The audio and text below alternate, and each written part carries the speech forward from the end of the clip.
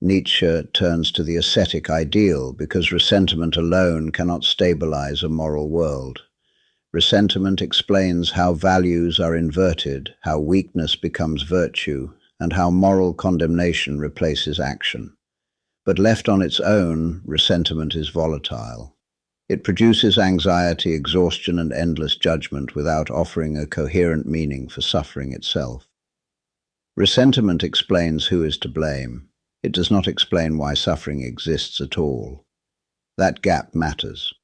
A moral system built only on resentment can condemn enemies, but it cannot fully justify pain. It can identify evil, but it cannot make suffering feel necessary, deserved, or meaningful in itself. Over time, this produces strain. The individual remains morally vigilant, but inwardly unsettled. Judgment continues, but consolation weakens. Nietzsche believes that human beings cannot live long in that condition. Moral accusation alone is not enough. Suffering must be interpreted more deeply.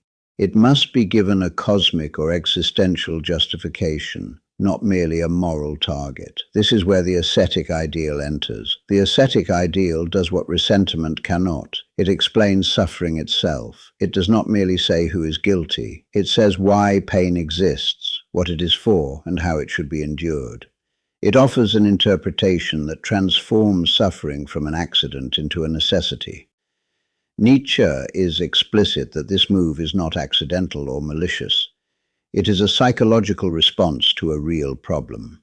When resentment has exhausted its explanatory power, something more comprehensive is required, an ideal that can organize pain, guilt, endurance, and identity into a single coherent framework.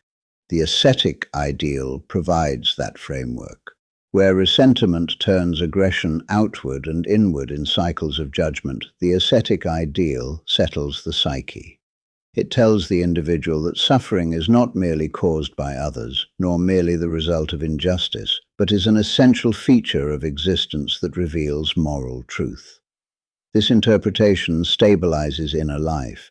It reduces chaos. It quiets revolt. It gives pain a place. And crucially, it allows individuals to endure conditions they cannot change without collapsing into despair. Nietzsche turns to the ascetic ideal at this precise point because he wants to show that morality does not evolve randomly. It develops in response to psychological pressure. When one interpretive solution begins to fail, another emerges that better manages the underlying strain. The ascetic ideal is not a break from resentment. It is its completion. It absorbs resentment's moral inversion and extends it into a total explanation of life, suffering, and worth. Understanding why Nietzsche introduces the ascetic ideal here prevents a common misunderstanding. He is not changing topics, he is deepening the same diagnosis. Resentment explains how values are born from injury. The ascetic ideal explains how those values become sustainable over time. Only by following this sequence, from blocked action to moral inversion to the interpretation of suffering itself, can Nietzsche's critique be understood without distortion. At this point in the analysis, Nietzsche is no longer asking who is right or wrong. He is asking a more unsettling question. What kind of life can survive by denying itself meaningfully? That question governs everything that follows. When Nietzsche speaks of an ideal, he is not referring to a doctrine, a belief system, or a moral rulebook. An ideal for him is something far more basic and far more powerful. It is an organizing interpretation of existence. It answers the question of how life, especially suffering, is to be understood. An ideal does not need to be consciously endorsed to operate. People live inside ideals long before they can name them. An ideal shapes what feels meaningful, what feels shameful, what feels admirable, and what feels dangerous. It determines not just what people believe, but how they experience themselves. This is why Nietzsche treats ideals as psychological forces rather than philosophical positions. An ideal is a way of bearing life. It gives direction to instinct. It tells people how to interpret pain, effort, failure, and endurance. Without an ideal, suffering remains raw and disorienting. With one, suffering becomes intelligible. The ascetic ideal is one such framework. It interprets existence through the lens of restraint, denial, and discipline. It tells the individual that life gains value by being resisted, purified, or overcome inwardly. Desire becomes something to be governed. Pleasure becomes something to be justified. Instinct becomes something to be supervised. Nietzsche insists that this interpretation must not be confused with mere moral preaching. The ascetic ideal works even when explicit moral language fades. It can persist in habits of seriousness, in suspicion of joy, in the belief that depth requires suffering. It survives changes in doctrine because it operates at the level of orientation, not belief. This is also why Nietzsche does not ask whether an ideal is true in the abstract. He asks a different question: what kind of life does this ideal make possible? An ideal is evaluated by its effects on vitality, creativity, and psychological health, not by its claims about the world. The ascetic ideal offers a powerful answer to the problem of suffering. It does not remove pain. It interprets pain as meaningful. It tells people that endurance itself is evidence of worth. In doing so, it allows individuals to tolerate conditions they might otherwise find unbearable. This capacity is precisely why the ascetic ideal has been so successful. It provides a stable framework in which suffering does not appear as a failure of life, but as its moral confirmation. Life is not meant to be enjoyed, it is meant to be endured correctly. Nietzsche's concern is not that this ideal exists. His concern is that it becomes dominant, leaving no alternative ways of interpreting existence. When an ideal monopolizes meaning, life narrows around it. Other possibilities begin to feel irresponsible, shallow, or dangerous. By defining what counts as seriousness, the ascetic ideal quietly governs culture. It determines what kind of person is admired, what kind of ambition is praised, and what kind of joy must apologize for itself. Understanding what Nietzsche means by an ideal is essential, because his critique is not aimed at specific behaviors, but at the interpretive framework that makes those behaviors feel necessary, virtuous, and inevitable. Only once this is clear can we understand why suffering must be given meaning, and why the ascetic ideal is so compelling in doing exactly that. Nietzsche's starting point here is stark. Suffering by itself is not what breaks human beings. What breaks them is suffering that appears meaningless. Pain can be endured, hardship can be survived, but suffering that cannot be interpreted undermines the will to continue. This is not a moral claim. It is a psychological one. A living being that suffers must be able to answer the question why. Without an answer, pain becomes disorienting. It no longer fits into a narrative. It feels arbitrary, and arbitrariness is intolerable. Nietzsche insists that this demand for meaning precedes morality, religion, and philosophy. It is not learned, it is structural. Human beings are interpretation-making creatures. When they suffer, they do not simply endure, they explain. The ascetic ideal succeeds because it supplies an explanation that works under almost any conditions. It tells the sufferer that pain is not accidental, not unjust, and not pointless. Suffering becomes a test, a purification, a discipline, or a proof of seriousness. Whatever its form, it is for something. This interpretation transforms the experience of pain. The sensation does not disappear, but its emotional quality changes. What would otherwise provoke despair is reframed as meaningful endurance. The individual no longer feels abandoned by existence, they feel addressed by it. Nietzsche is careful here. He does not claim that people consciously invent these meanings to deceive themselves. The process is largely unconscious. When no other explanation is available, the psyche gravitates toward interpretations that make life bearable. This is why the ascetic ideal does not need to promise happiness. It promises justification. It tells people that their suffering reveals something valuable about them. Endurance itself becomes evidence of worth. The more one bears, the more one feels legitimate. The danger Nietzsche identifies is subtle. Once suffering becomes meaningful, its absence becomes suspect. A life without hardship begins to look shallow or undeserved. Joy appears frivolous. Ease feels morally empty. At this point, suffering is no longer merely endured, it is needed. Meaning becomes dependent on pain. Without struggle, the individual feels ungrounded, even guilty. Life must hurt in order to feel real. Nietzsche believes this is how a life-preserving interpretation gradually becomes life-constricting. What began as a way to survive harsh conditions hardens into a demand that suffering continue. The interpretation outlives the conditions that gave rise to it. Understanding this mechanism is essential. The ascetic ideal is not imposed from above. It answers a genuine psychological need. It provides meaning where none is otherwise available. But this answer has consequences. When suffering is interpreted as necessary, its causes are no longer questioned. Endurance replaces transformation. Consolation replaces change. This is why Nietzsche's critique is not a rejection of meaning, but a challenge to what kind of meaning is being used to make life tolerable. Nietzsche's treatment of the ascetic ideal becomes most unsettling at precisely the point where it seems least condemnable. He insists that the ascetic ideal must be understood first as a life-preserving strategy, not as a mistake, superstition, or moral failure. The ascetic ideal does not emerge because people hate life. It emerges because life, under certain conditions, becomes too difficult to affirm directly. When suffering is chronic, unavoidable, and overwhelming, the question is no longer how to flourish, but how to endure without collapsing. In such conditions, the ascetic ideal offers a crucial service. It prevents despair, it blocks nihilism, it keeps people alive by telling them that suffering is not meaningless, accidental, or humiliating, but necessary.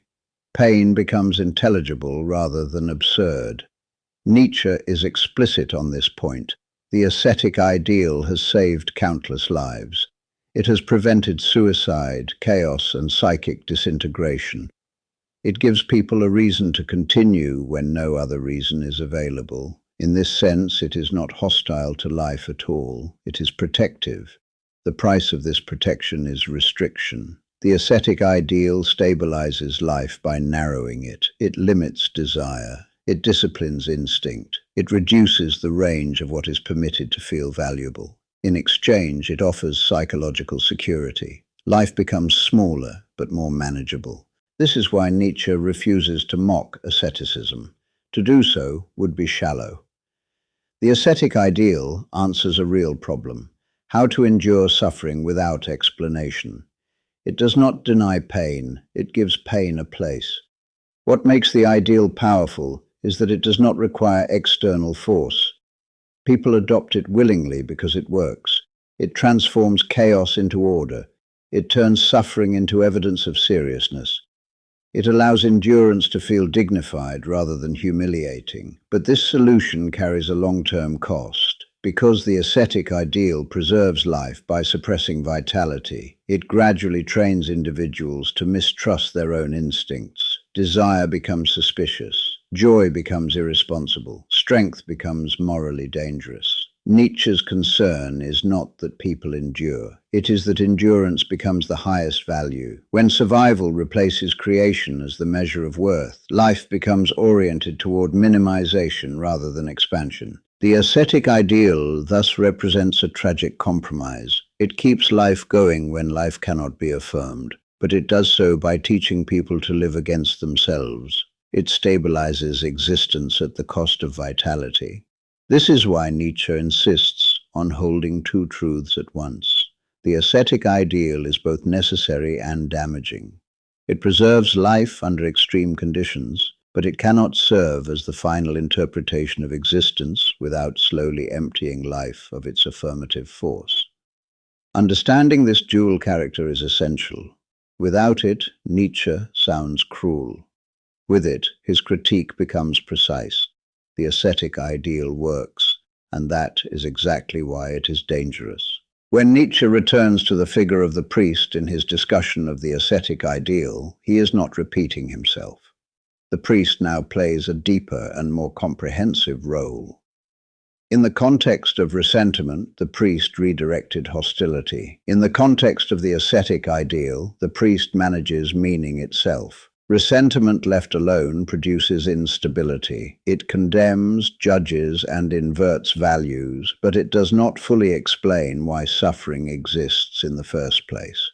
The priest steps in at this point as the one who can supply a total interpretation, not just of enemies, but of pain, guilt, and existence as such.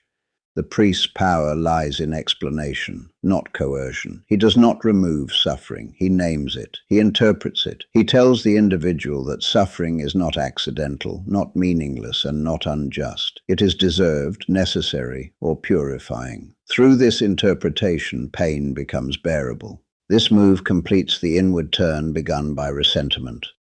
Aggression is no longer directed primarily toward external enemies. It is redirected toward the self. The individual is taught to search inward for the cause of suffering. Fault replaces misfortune. Guilt replaces anger. Nietzsche is ruthless here. The priest offers consolation, but it is a consolation that deepens dependency.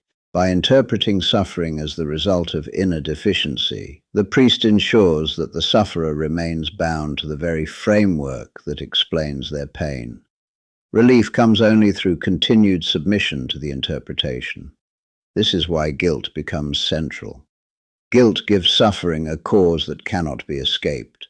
External conditions might change, but inner deficiency remains. The individual becomes permanently accountable, permanently in need of interpretation, forgiveness, or discipline.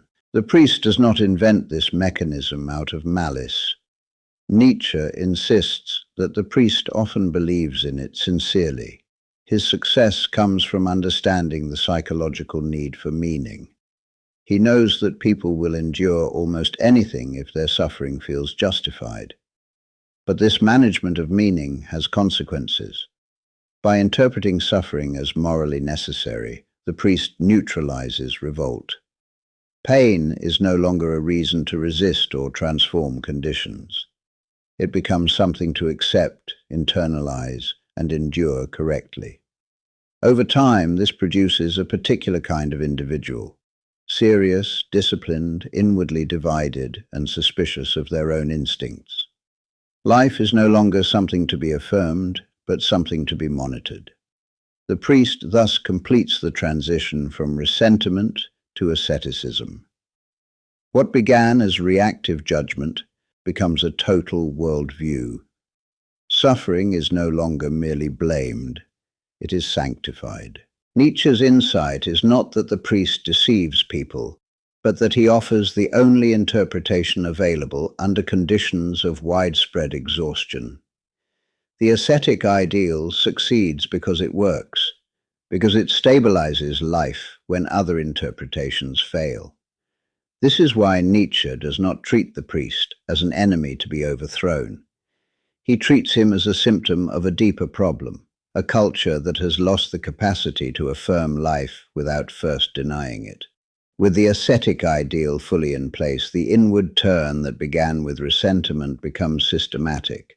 What was once a reactive response to blocked action hardens into a permanent orientation toward the self.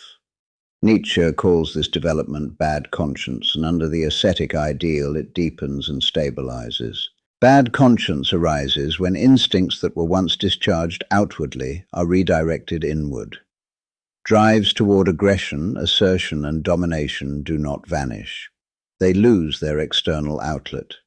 The energy turns back against the individual. The self becomes the target.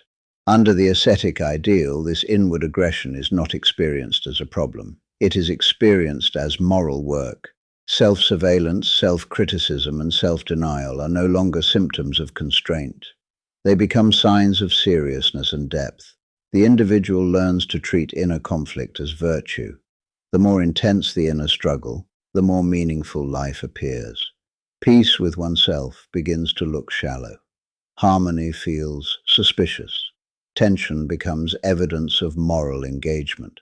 Nietzsche believes this is one of the most damaging consequences of the ascetic ideal. Instinct is no longer trusted, desire is no longer innocent. Every impulse must justify itself before a moral tribunal that never rests. This tribunal operates continuously. Motives are questioned, intentions are scrutinized. Even restraint is not enough. It must be performed with the correct attitude. The individual becomes both the one who desires and the one who condemns desire. Over time, this produces a split within the self. Life is no longer lived directly. It is observed, evaluated, and corrected in real time. Action slows. Spontaneity feels reckless. Joy feels undeserved. Nietzsche does not deny that this inward discipline can produce impressive results. It can generate self-control, consistency, and endurance. But these achievements come at a cost. The individual's relationship to their own vitality becomes adversarial.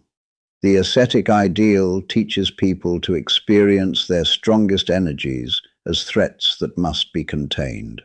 Instead of asking how instincts might be transformed creatively, the individual is taught to suppress them morally. This suppression does not eliminate instinct, it stores it. The energy accumulates inwardly, intensifying guilt, anxiety, and the need for justification. Life becomes heavy. Seriousness becomes the default tone of existence. Nietzsche's diagnosis is clear. Bad conscience deepens, not because people become more ethical, but because they become more divided. The self is turned into a battleground, and meaning is extracted from the struggle itself. This is how the ascetic ideal preserves life while simultaneously narrowing it. The individual survives, but at the price of living under constant inattention. Nietzsche's most misunderstood claim about the ascetic ideal is that it is life-denying yet not life-destroying. At first glance, this sounds contradictory, but the distinction is central to his diagnosis. A life-destroying force eliminates vitality outright. It leads to collapse, suicide, or complete disintegration. The ascetic ideal does the opposite. It keeps people alive. It prevents despair. It offers a way to endure conditions that would otherwise be unbearable. In this sense, it is protective. What it denies is not life itself, but life's expansive possibilities. The ascetic ideal preserves existence by reducing its scope. It narrows desire. It disciplines instinct. It limits what can be valued, pursued, or affirmed. Life continues, but within strict boundaries. Survival replaces flourishing as the primary aim. Nietzsche believes this is precisely why the ascetic ideal has been so successful. It does not demand heroism or creativity. It demands endurance. It does not ask people to transform their conditions. It asks them to interpret those conditions correctly. In doing so, the ascetic ideal trains individuals to see vitality as excess. Strength becomes something that must justify itself. Pleasure becomes morally risky. Joy feels irresponsible unless it can be defended as earned or restrained. This is what Nietzsche means by life denial. Life is no longer trusted as a source of value. It must be filtered, corrected, and subdued before it can be accepted. Instinct is treated as a problem to be solved rather than a force to be shaped. Yet this denial is precisely what allows life to continue under extreme strain. By lowering expectations, by restricting desire, by turning inward, the ascetic ideal prevents collapse. It keeps people functional when affirmation is not possible. Nietzsche's critique is therefore not sentimental. He does not accuse the ascetic ideal of cruelty or stupidity. He recognizes its utility. His concern is with its long-term effects. A life organized around denial cannot generate new values. It can preserve, stabilize, and regulate, but it cannot create. Over time, this leads to stagnation. Life becomes repetitive. Energy circulates inwardly rather than outwardly. This is why Nietzsche insists that the ascetic ideal cannot be a final solution. It solves the problem of survival, but at the cost of vitality. It keeps life going, but it teaches people to live against their strongest impulses. Understanding this distinction prevents a shallow reading of Nietzsche. He is not advocating chaos, indulgence, or destruction. He is identifying a tragic compromise, a form of life that endures by restricting itself. The danger of the ascetic ideal lies not in its failure, but in its success. It works too well as a survival strategy, and in doing so, it quietly trains humanity to settle for less than it is capable of becoming.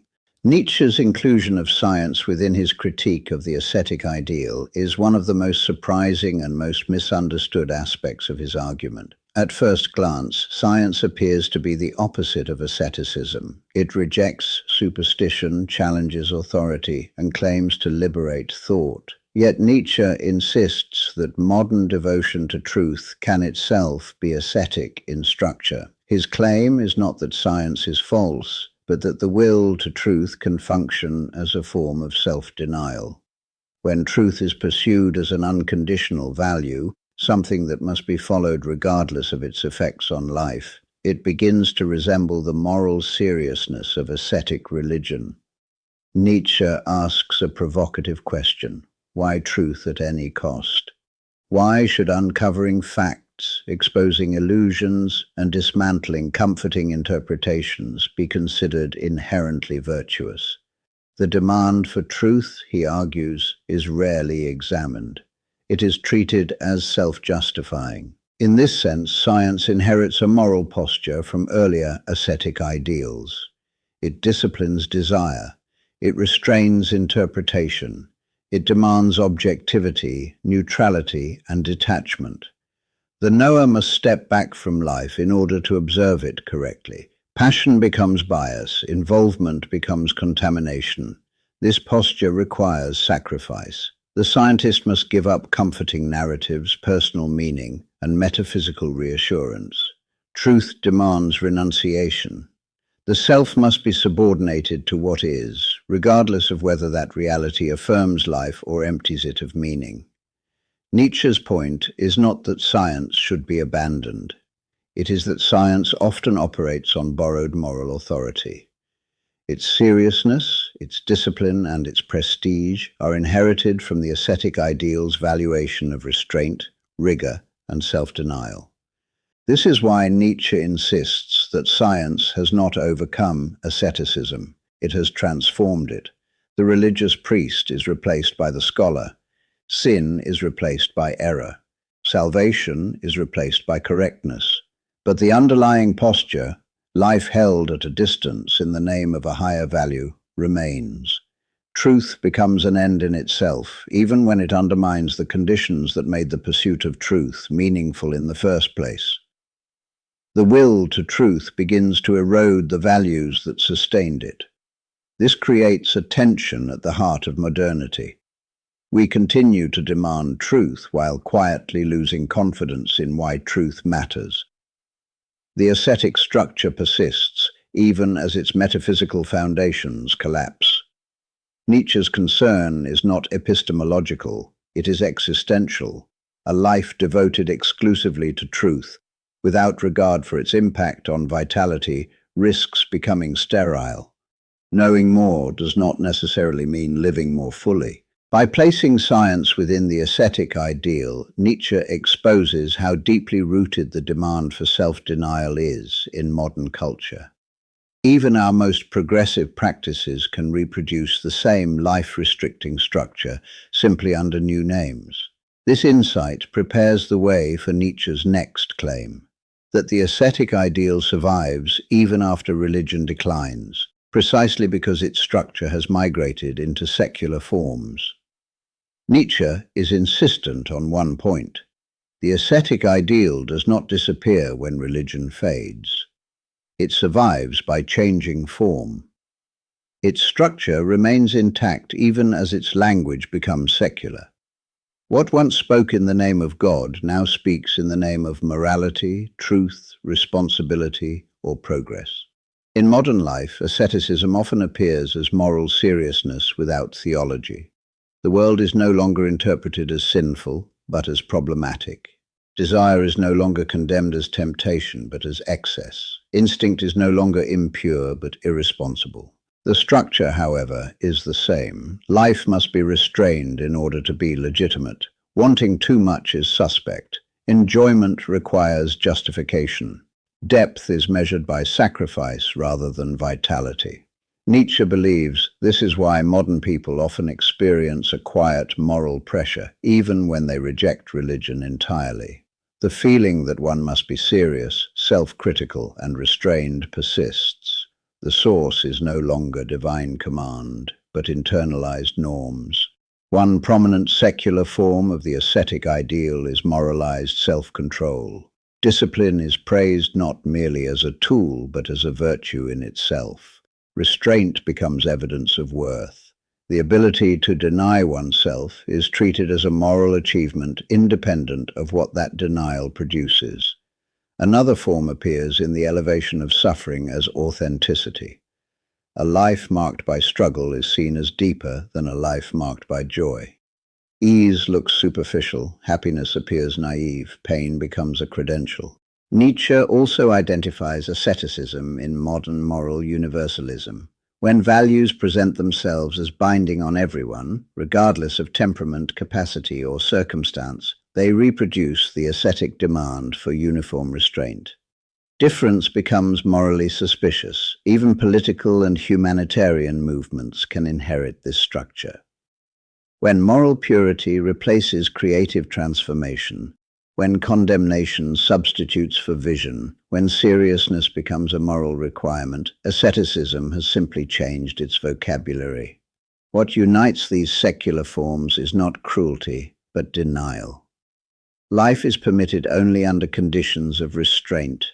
Desire must be filtered, instinct must be supervised, affirmation must be justified. Nietzsche's concern is not that restraint exists. It is that restraint becomes the highest value. When discipline is prized over creation, when control is admired more than vitality, life narrows. This persistence of asceticism explains a central paradox of modernity.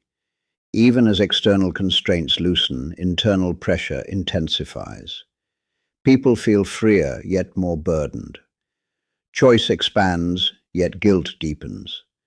The ascetic ideal survives because it continues to solve the same problem it always has: how to make suffering feel meaningful when no affirmative ideal is available. In the absence of new values, restraint fills the void. Understanding these secular forms is crucial because it prevents the illusion that Nietzsche's critique applies only to religion or the past. The ascetic ideal remains active wherever seriousness replaces affirmation as the measure of worth. Nietzsche insists that every ideal has an emotional atmosphere, a characteristic tone that shapes how life feels from the inside. The ascetic ideal is no exception. Its emotional signature is seriousness, heaviness, and weariness. Life under the ascetic ideal is marked by a constant sense of gravity. Nothing feels light without becoming suspect. Joy must justify itself. Pleasure feels provisional. Laughter often carries an undertone of apology. To be fully at ease with oneself begins to feel irresponsible. This emotional tone is not accidental. It is the psychological effect of living under continuous self-surveillance. When instinct must always be examined, when desire must always be restrained, the body never fully relaxes. Tension becomes normal. Nietzsche sees this seriousness as a form of moral training. The individual learns to equate depth with struggle and shallowness with ease. A life without inner conflict appears empty. Harmony feels like a lack of seriousness rather than a success. Over time, this produces weariness. Not the exhaustion of physical labor, but a deeper fatigue, the fatigue of carrying meaning through denial. The individual is always managing themselves, interpreting themselves, correcting themselves. Life becomes administratively heavy. This heaviness affects perception. The world appears burdensome. Possibility feels risky. Affirmation looks naive. The emotional palette narrows. Subtle forms of joy disappear first. What remains is endurance. Nietzsche believes this is why ascetic cultures often praise endurance more than creativity. To endure is safe, to create is dangerous. Creation risks affirmation, and affirmation threatens the moral economy of denial. This emotional tone also explains why ascetic life often produces a quiet hostility toward vitality in others. The sight of unburdened joy can feel offensive. Lightness appears frivolous.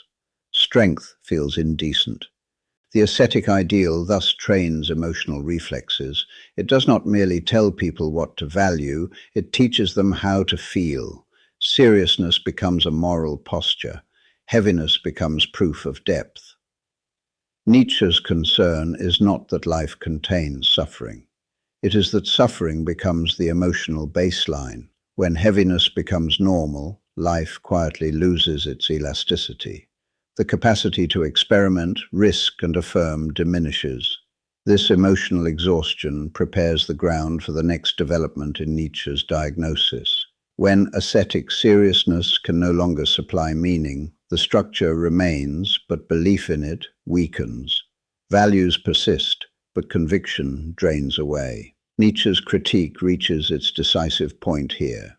The ascetic ideal succeeds in preserving life, in organizing suffering, and in stabilizing inner chaos. But it does so by suspending life at a minimal level of affirmation. That is why it cannot be the final answer. An ideal that works only by denial eventually undermines the very meaning it provides. When restraint becomes the highest value, life loses its forward momentum. Endurance replaces creation, survival replaces aspiration. The individual continues but no longer grows. Nietzsche insists that the ascetic ideal does not fail because it is too harsh, but because it is exhausting. It demands constant self-regulation, constant seriousness, constant inward struggle. Over time, this drains vitality. The individual begins to feel empty even while behaving correctly. This is the crucial paradox. The ascetic ideal stabilizes suffering, but it also locks suffering in place. Because pain is interpreted as meaningful, its causes are no longer challenged. Conditions are endured rather than transformed. Consolation replaces change. As this pattern persists, belief in the ideal weakens. People continue to live ascetically, but with diminishing conviction. The structure remains, but its emotional force fades. Values are obeyed without being believed in. This is where Nietzsche locates the emergence of nihilism. Nihilism is not the rejection of values. It is the experience that values no longer feel valuable. The ascetic ideal prepared the ground by draining life of affirmative force while keeping the moral structure intact. Nietzsche is careful not to present an alternative at this point. He does not replace the ascetic ideal with a new doctrine. To do so would repeat the same mistake, offering another interpretation that denies life in a different way. Instead, Nietzsche insists on diagnosis. He wants to show that the ascetic ideal cannot generate new values because it is fundamentally reactive. It explains suffering, but it does not justify existence itself. This is why Nietzsche refuses to treat the ascetic ideal as something that can simply be abolished. It must be overcome, and overcoming requires more than critique. It requires the creation of new ways of valuing that do not depend on denial. At this stage, Nietzsche's work becomes deliberately uncomfortable. He removes the old support without installing a new one. He leaves the problem exposed. This exposure is intentional. Only by experiencing the insufficiency of the ascetic ideal can something genuinely different emerge. The ascetic ideal, then, is a necessary passage, not a destination. It keeps life going when affirmation is impossible, but it cannot teach life how to affirm itself again. Nietzsche's claim here is unsettling. The ascetic ideal has not been overcome. It has lost its explicit authority, but it continues to structure how modern people experience meaning, responsibility, and seriousness. We live inside it largely without noticing it. The decline of religion did not remove the ascetic framework. It removed its language. The posture remained. Self-denial, restraint, and moral seriousness continued to function as indicators of depth and legitimacy, even when God was no longer invoked. Nietzsche believes this persistence occurs because the ascetic ideal answers a problem that has not gone away. Suffering still demands meaning. Exhaustion still requires interpretation. Without new affirmative values, the old structure remains the only one available. Modern people often believe they have escaped asceticism because they reject religious authority. But Nietzsche insists that the real test is not belief, but orientation. How do we experience desire? How do we treat joy? How do we interpret suffering? If seriousness is still equated with depth, if restraint still feels morally superior to affirmation, if enjoyment still requires justification, then the ascetic ideal is still operating, regardless of the vocabulary used to describe it. This is why Nietzsche sees modern life as morally intense but existentially thin. People judge, discipline, and correct themselves relentlessly, yet feel increasingly disconnected from meaning. The structure persists even as belief erodes. The ascetic ideal survives precisely because it can function without faith. It no longer needs metaphysics. It works through habit, tone, and expectation. It becomes invisible. Nietzsche's point is not that modern people are hypocrites. It is that cultural structures outlive their justifications. An ideal that once saved lives continues to operate long after the conditions that required it have changed. This persistence explains why critique alone is insufficient. Pointing out the life-denying character of the ascetic ideal does not remove it. As long as no alternative way of valuing exists, restraint will continue to feel safer than affirmation. Nietzsche leaves us here deliberately. He does not offer comfort. He insists that recognizing the continued presence of the ascetic ideal is itself destabilizing. It removes the illusion of escape. Only once this recognition occurs can the next question be asked: what happens when even ascetic meaning begins to fail? That question leads directly to nihilism. Nietzsche ends his analysis of the ascetic ideal with a refusal. He does not offer a new ideal to replace it. This refusal is not an oversight, it is deliberate. Any attempt to replace the ascetic ideal too quickly would repeat the same structure. Another interpretation imposed to make suffering bearable through denial. Another system of meaning that stabilizes life by restricting it. Nietzsche believes this impulse, to immediately fill the void, is itself a symptom of the problem. The demand for an ideal at all costs is part of the ascetic inheritance. To overcome the ascetic ideal, one must first endure the absence of consolation. This is why Nietzsche leaves the space open.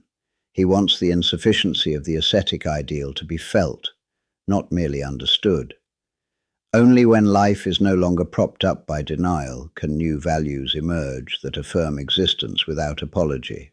This does not mean Nietzsche advocates chaos, indulgence, or irresponsibility. It means he refuses premature solutions. Creation cannot be commanded. New values cannot be legislated into existence.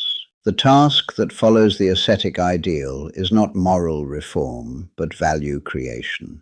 And value creation requires strength, vitality, and confidence in life, qualities that cannot grow under constant self-denial. Nietzsche's refusal is therefore an act of discipline. He holds back where others rush in. He exposes the problem fully before allowing resolution. This is why the ascetic ideal stands as a turning point in his work. It marks the end of survival-based meaning and prepares the way for a more dangerous question: how to live when no interpretation automatically justifies suffering. That question does not yet have an answer. What it has is a name: nihilism.